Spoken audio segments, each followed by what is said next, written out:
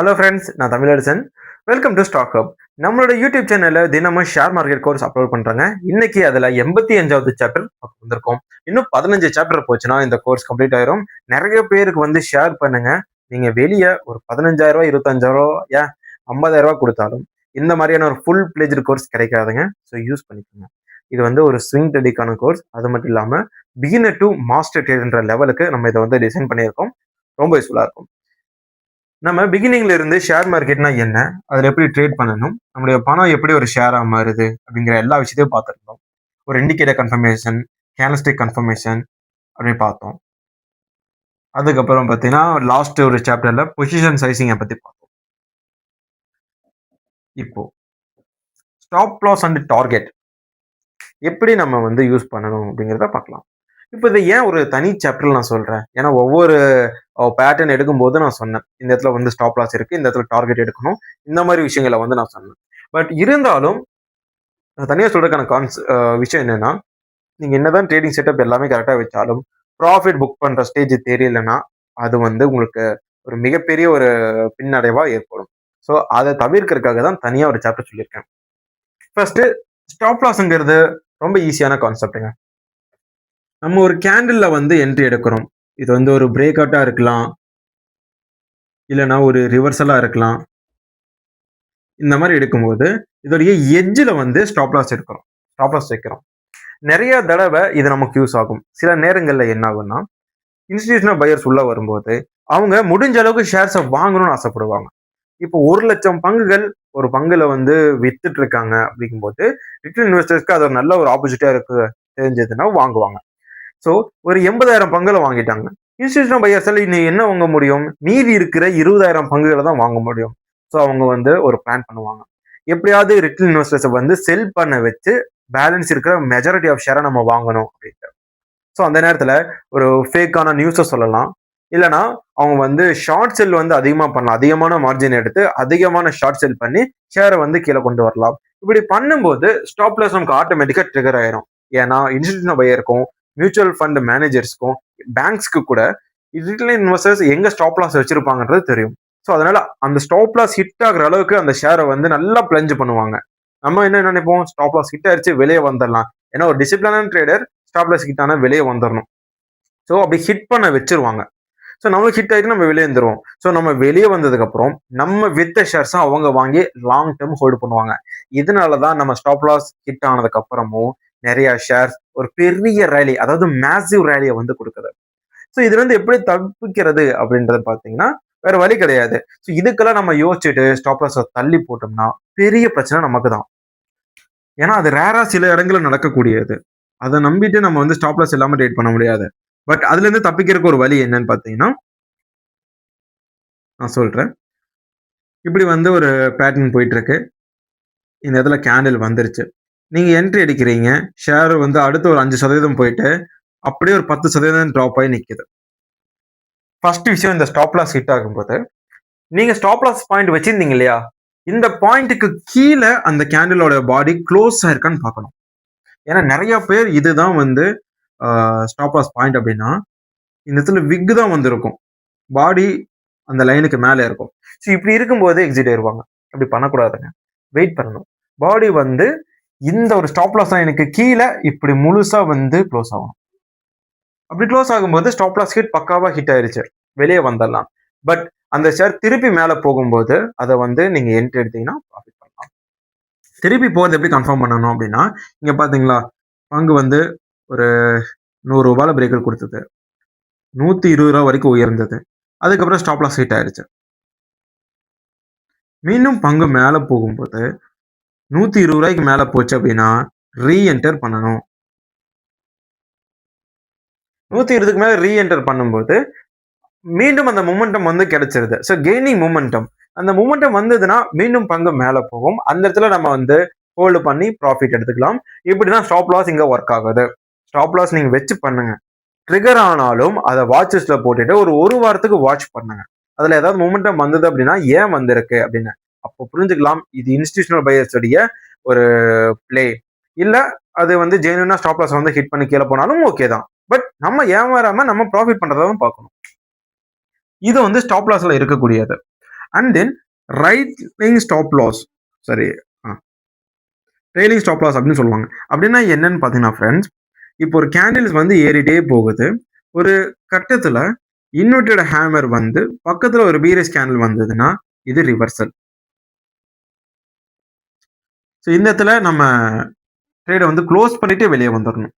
And then இப்படி price வந்து மேலே போயிட்டு இருக்கும்போது ஒவ்வொரு டவுனும் கிரியேட் பண்ணணும். அப்போ ஒவ்வொரு ஸ்விங் லெவலையும் நம்ம வந்து ஸ்டாப் லாஸ் வச்சுட்டு இருக்கணும். ஏன்னா நம்ம 100 என்ட்ரி எடுத்திருப்போம், 90 வந்து ஸ்டாப் லாஸாக வச்சுட்டு இருப்போம். ஸோ பங்கு 150 போயிட்டு 140 வரும், 140 170 போகும், 170 165 போகும். ஸோ இந்த மாதிரி ஒரு ஏற்ற இறக்கங்கள் இருந்துகிட்டே இருக்கும். ஸோ அந்த நேரத்தில் நம்ம 90 தான் ஸ்டாப் லாஸ் வச்சிருக்கோம். அது ஹிட் ஆனதான் நான் வெளியே வருவேன்னா இந்த பங்கு 200 போயிட்டு 90 வர வரைக்கும் அப்படியே ஹோல்ட் பண்ணிட்டா இருப்பீங்க. என்ன பண்ணணும்னா ஸ்டாப் லாஸை லிஃப்ட் பண்ணணும். 90 இருந்து 140 வைக்கணும். அதுக்கு அடுத்த லோ எங்க வந்திருக்கு? 165. ஸோ இங்க ஸ்டாப் லாஸ் வைக்கணும். ஸோ எப்போ ஒரு கேண்டில் இந்த ரீசன்ட் ஸ்விங் லோவை கட் பண்ணதோ அப்போ ஃபுல் எக்ஸிட் பண்ணிடணும். இப்படி பண்ணும்போது தான் உங்களுடைய ஸ்டாப் லாஸ் வந்து நீங்க இன்க்ரீஸ் பண்ணிட்டே போகணும். அதுக்காக லாஜிக் இல்லாம இன்க்ரீஸ் பண்ணக்கூடாது. நிறைய பேர் இப்படி இருக்கும், ஒரு சின்ன டவுன் வந்தோடனே அப்பாடி ஹிட் ஆயிடுச்சு, ஸோ ஓகே வெளியே வந்துடலாம் அப்படின்ட்டு ட்ரைலிங் ஸ்டாப் லாஸ் போடுவாங்க. ஸோ அப்படியே வந்துடுங்க. இதெல்லாம் நஷ்டம் கிடையாது, பட் இருந்தாலும் உங்களுடைய ஃபியூச்சர் ப்ராஃபிட் கையில் கிடைக்காது.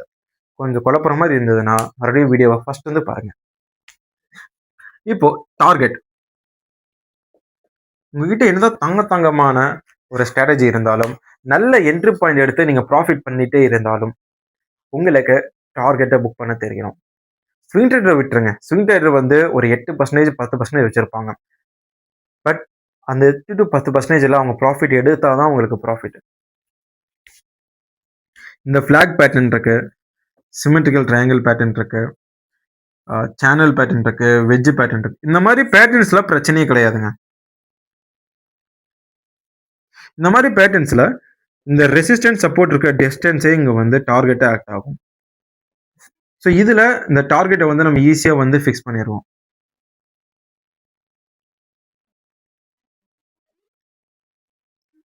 இந்த ஸ்பேஸை நம்ம வந்து டார்கெட்டா யூஸ் பண்ணிட்டு அந்த டார்கெட்டை அப்படியே கேரி ஃபார்வர்ட் பண்ணி போயிட்டே இருப்போம்.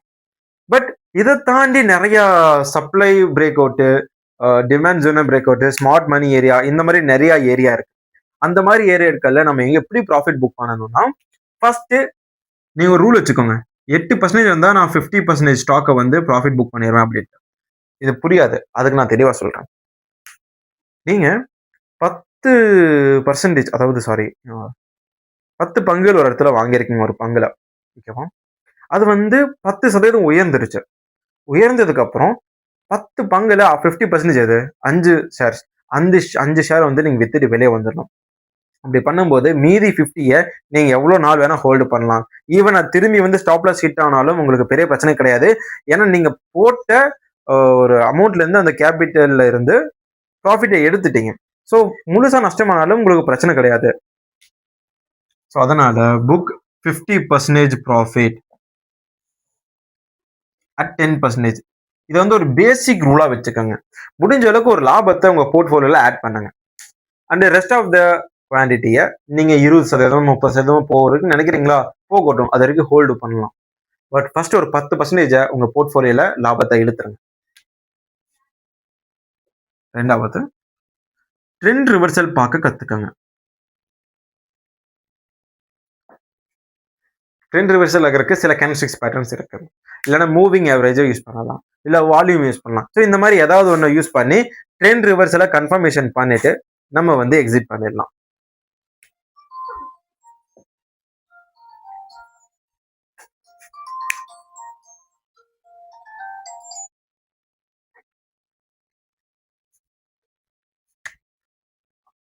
அண்ட் தென் எப்பவுமே ஃபியர்ல ப்ராஃபிட் புக் பண்ணக்கூடாது. அதாவது பயந்துட்டே நம்ம மக்கள் எப்படின்னா 20% நஷ்டமானாலும் ஒரு பங்கை ஹோல்டு பண்ணுவாங்க. ஆனா ஒரு ஷேர் 6% ஏறினாலே அது போதுன்னு வந்துருவாங்க. ஸோ லாபம் வந்தா புக் பண்ண தெரிஞ்சிடும், நஷ்டம் வந்தா அப்படியே ஹோல்டு பண்ணுவாங்க. இதை நீங்க ஆப்போசிட்டா பண்றீங்க. நஷ்டம் வந்ததுன்னா புக் பண்ணணும், ப்ராஃபிட் வந்ததுன்னா போற வரைக்கும் போகணும்னு விட்டுறணும். அதாவது ஃபர்ஸ்ட் ஒரு 50% ஆஃப் ஸ்டாக்ஸை வந்து 10% ப்ராஃபிட் வரும்போது வித்துருங்க. திருப்பி சொல்றேன். ஒரு பங்குல 100 வாங்குறீங்க. ஒரு கம்பெனில வந்து 100 ஷேர்ஸ் வாங்குறீங்க. அந்த ஷேர் 10% உயர்ந்த உடனே 100 ஷேர்ல 50 ஷேர வித்துருங்க. மீதிய வந்து 20% 30% ஹோல்டு பண்ணுங்க. ஏன்னா நீங்க பாதி குவான்டிட்டிய விக்கும்போது, இந்த 100 குவான்டிட்டில 10%க்கான ப்ராஃபிட் உங்களுக்கு வந்துரும். மீதி இருக்க 50 ஷேர்ஸ ஹோல்டு பண்ணானா, அது போச்சுன்னா ப்ராஃபிட், அது கீழ இறங்குதுன்னா ஸ்டாப் லாஸ் கிட்ட. அது உங்களுக்கு எதுவுமே சென்ஸ் பண்ணாது. ஓகே. ஏன்னா இந்த 10% நம்ம ப்ராஃபிட் புக் பண்ணும்போது நமக்கு ஒரு கான்ஃபிடன்ஸ் குடுத்துரும். அந்த கான்ஃபிடன்ஸ் நம்ம அப்படியே ஹோல்டு பண்ண ஒரு பூஸ்ட் அப்பா இருக்கும். அதுதான் இங்க வேலை செய்யுது. நான் திருப்பி சொல்றேன்னு நினைக்காதீங்க. இது சொன்னாலும் புரிய மாட்டேங்குது. அதுக்காக நான் திருப்பி திருப்பி சொல்ல விட்டேன். கேஸ்டிக்ஸ் ட்ரெண்ட் ரிவர்சல் பார்த்துக்கலாம். இது பார்த்துக்கலாம். And bad market situations. எல்லாருமே செல் ஆஃப் பண்றாங்கன்னு நீங்க பண்ணக்கூடாது. செல் பண்ண சொல்றாங்கன்னு பண்ணக்கூடாது. உங்களுக்கு ஜென்யூனான நியூஸ் ஏதாவது வந்திருக்கான்னு பார்க்கணும். இல்ல ஒரு ரெசிஸ்டன்ட் ஏரியாவுல ரிவர்ஸ் எடுக்குதான்னு பார்க்கணும். எப்பவுமே பார்த்துக்கோங்க ஃப்ரெண்ட்ஸ். இது ஒரு ஏரியான்னு வச்சுக்கோங்களேன். ஸ்லோப்ஸ் கீழே இறங்கிட்டு இருக்கு. ஷேர் யூ-டர்ன் அடிச்சு இதை கிராஸ் பண்ணிடுச்சு. அப்புறம் இதை கிராஸ் பண்ணிடுச்சு. இதை போகும்போது சின்ன ரிவர்சல் இருக்கு. பேசிக்கா என்ன நினைப்பீங்க? ஆல்ரெடி இந்த 2 ரெசிஸ்டன்ட் உடைச்சிட்டு வந்துருச்சு. 3வது ரெசிஸ்டன்ட்டையும் உடைச்சிட்டு போயிடுன்னு விட்டுருவாங்க. பட் 3வது ரெசிஸ்டன்ட்ல பார்த்தோம்னா, இங்க இருந்த அளவுக்கு சாஃப்டான ஒரு ரெசிஸ்டன்ட் இருக்காது. ரொம்ப ஸ்ட்ராங்கா இருக்கும். ஒரு 4, 5 நாள் முயற்சி பண்ணியும் இந்த பங்குனால ரெசிஸ்டன்ட்டா தாண்ட முடியாது. ஸோ இந்த இடத்துல நீங்க புரிஞ்சுக்கணும் ரெசிஸ்டன்ஸ் ஸ்ட்ராங்கா இருக்கு. அந்த நேரத்துல யோசிக்கவே கூடாது. நீங்க ஆல்ரெடி 10% போகும்போது பாதி ஷேர்ஸை வந்து வித்துட்டீங்க. ஆஃப் குவான்டிட்டியை வித்துட்டீங்க. மீதி ஆஃப் குவான்டிட்டி இருக்கா? இந்த இடத்துல மீண்டும் ஒரு 30%, அதாவது உங்க கையிருப்புல இருக்கிற குவான்டிட்டியில 30% ஆஃப் ஷேரை வித்துறணும். அதாவது பேலன்ஸ் இருக்கிற 50ல 30 வந்து வித்துறணும். உதாரணத்துக்கு நீங்க 100 வச்சிருந்தீங்க, 10% உயர்ந்தோடனே 50 வித்துட்டீங்க, 50 ஹோல்டு பண்றீங்க. இப்போ 30 ஷேரை வந்து நீங்க வித்துறணும். இப்படி வித்துட்டு வந்துடணும். ஏன்னா ரெசிஸ்டன்ட் ஏரியால இருந்து 10% இறங்கலாம், 15% அந்த ஷேர் வந்து இறங்கலாம் இல்லையா? ஸோ இதனால இத்தனை நாள் ஹோல்டு பண்ண ப்ராஃபிட் போகக்கூடாது. ஸோ ரெசிஸ்டன்ட ஃபேஸ் பண்ணது அப்படின்னா 30%, இல்லைன்னா 50% புக் பண்ணிட்டு அடுத்த ஸ்டாக்கை பாருங்க. ஏன்னா உங்களுக்கு எப்படியும் ஒரு 10% மேல ஏறி ட்ரெண்ட் ரிவர்சல் வருதுன்னா ஒரு 25%, 20% லாபம் வந்திருக்கும். இதை ப்ராஃபிட் புக் பண்ணிட்டு வெளியே வந்து மொத்தமா ஃப்ரெஷ்ஷா இன்னொரு ஸ்டாக்ல கூட டிலேட் பண்ணலாம். இல்லை அப்படின்னா ஃபுல்லா புக் பண்ணிட்டு இந்த நீங்க ஃபிக்ஸ் பண்ண டார்கெட் ஒரு 1000 ரூபாய் இருக்கு. 100 ரூபாயில பிரேக்கர் கொடுத்தது. ஸோ இந்த ஒரு ஒரு 600 ரூபா வரைக்கும் உயர்ந்துருச்சு. இன்னும் 400 ரூபா இருக்கு அப்படின்னா இங்க ஃபுல்லாவே ப்ராஃபிட் புக் பண்ணிட்டு வெயிட் பண்ணுங்க. இந்த ஒரு ரெசிஸ்டன்ட் ஏரியாவை கேண்டில் பிரேக் பண்ணதானே. அந்த ரெசிஸ்டன்ட் ஏரியாவை சப்போஸ் உடைச்சதுன்னா ஏன் உடைச்சது? வால்யூம் எந்த அளவுக்கு இருக்குன்னு பாருங்க. இண்டிகேட்டர்ஸ் என்ன சொல்லுதுன்னு பாருங்க. கேண்டில்ஸ்டிக்ஸ் என்ன பண்ணுது பாருங்க. அதாவது அது ஒரு ஃப்ரெஷ்ஷான ஒரு பிரேக் அவுட் மாதிரி ட்ரீட் பண்ணுங்க. அப்படி ட்ரீட் பண்ணும்போது கன்ஃபர்மேஷன் கிடைச்சதுன்னா எல்லா பணத்தையும் அதிலேயே போடுங்க. அதுக்கப்புறம் மேலே போயிடும். எல்லா பணம்னா பொசிஷன் சைசிங் பண்ணி அதுல வர்ற ஒரு பணம், ஒரு பார்ட் ஆஃப் ஃபுல் பணத்தை சொல்றேன். தப்பா எடுத்துக்காதீங்க. ஓகே ஃப்ரெண்ட்ஸ், இந்த profit booking, stop loss, target இந்த கான்செப்ட் இந்த வீடியோல உங்களுக்கு பிடிச்சிருக்கு நம்புறேன். இது போன்ற வீடியோஸ்க்கு சப்ஸ்கிரைப் பண்ணுங்க. தேங்க்ஸ் ஃபார் வாட்சிங். டாடா, பை.